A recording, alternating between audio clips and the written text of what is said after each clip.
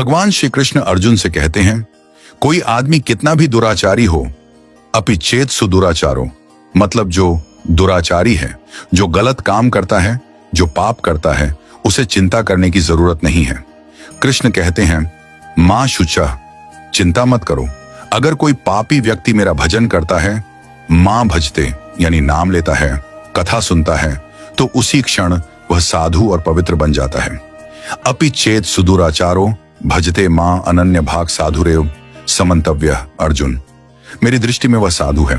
कई बार लोग कहते हैं 100 चूहे मारकर बिल्ली चली हज को, लेकिन चलो चली तो सही। कृष्ण कहते हैं कि यदि व्यक्ति अपनी बुद्धि से यह निर्णय ले ले कि अब मैं भजन करूंगा, कीर्तन करूंगा, तो वह साधु के रूप में गिना जाता है।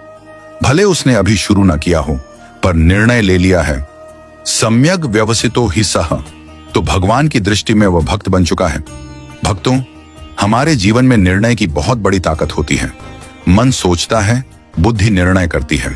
महाभारत के युद्ध से पहले शकुनि ने दुर्योधन को कृष्ण से सहायता लेने भेजा और युधिष्ठिर ने अर्जुन को। दोनों द्वारका पहुंचे। कृष्ण सो रहे थे, अर्जुन चरणों में बैठे, दुर्योधन सिरहाने। कृष्ण ने जागकर दोनों का स्वागत किया और पूछा, क्यों आए हो? दोनों ने कहा, युद्ध तय हो चुका है, सहायता चाहिए। कृष्ण ने कहा, एक तरफ मेरी नारायणी सेना है, दूसरी तरफ मैं स्वयं हूं, लेकिन निहत्था रहूंगा, युद्ध नहीं करूंगा। चुनाव तुम करो। अर्जुन छोटे थे, उन्हें पहले चुना। अर्जुन ने कहा, मुझे आपकी सेना नहीं चाहिए, मुझे आप चाहिए। भक्तों, युद्ध 18 दिन चला, पर अर्जुन उसी दिन विजयी हो गया जिस दिन उसने श्री कृष्ण को चुना। हमारे जीवन में भी निर्णय का समय आता है। यदि हम उस क्षण भगवान को चुने, तो जीवन का युद्ध भी हम जीत जाते हैं। कृष्ण ने फिर पूछा, अर्जुन, तुम्हारे पास अब भी अवसर है। दुर्योधन बोला, सेना मुझे दे दो। अर्जुन ने कहा, कृष्ण, मुझे आपकी सेना नहीं, बस आप मेरे रथ की बागडोर थामे रहिए। आप मेरे साथ हैं तो महादेव भी सामने आ जाएं, मैं उनसे भी जीत सकता हूं।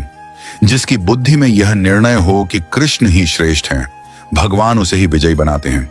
श्री कृष्ण कहते हैं, कोई कितना भी बड़ा पापी क्यों ना हो, अपिचित सुदुराचारो, यदि वह मेरा भजन करता है, कथा सुनता है, तो वह उसी क्षण पवित्र हो जाता है।